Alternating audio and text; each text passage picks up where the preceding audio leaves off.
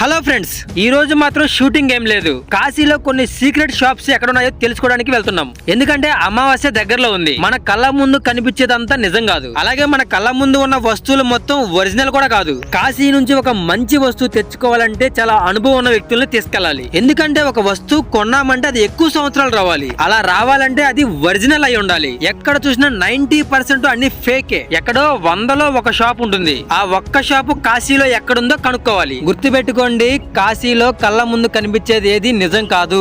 ఇదొక పెద్ద మహాసముద్రం. కాశీ మార్కెట్ లో అన్ని రకాల వస్తువులు కనిపిస్తున్నాయి గానీ మనకు కావాల్సింది మాత్రం దొరకట్లేదు. ఎందుకంటే అది చాలా రేర్ ఐటమ్. అసలు పొద్దుటి నుంచి పిచ్చోలాగా తిరుగుతున్నాం కాశీ వీధులన్నీ. అసలు రుద్రాక్షలకి, పూజా సామాన్లకి ఎంత పెద్ద మార్కెట్ కాశీ. కానీ ఏ వస్తువు అయితే చాలా అరుదుగా దొరుకుతుందో అది మాత్రం బయట కనిపించేలాగా పెట్టరు. ప్రతి ఒక్కటి కనిపిస్తున్నాయి. బస్తాలు బస్తాలు ఉన్నాయి. అసలు వీళ్ళకి ఎంతింత సరుకు ఎక్కడి నుంచి వస్తుందో అసలు అర్థం కావట్లేదు.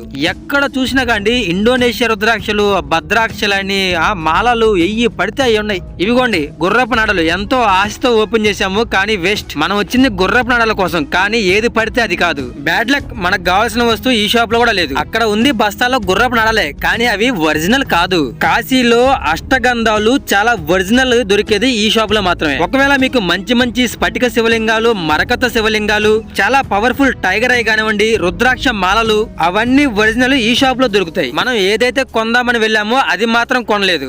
ఏదైతే కొనకూడదు అనుకున్నామో అవన్నీ కొన్నాము. ఇంకా రేపు వెళ్దాం మళ్ళీ.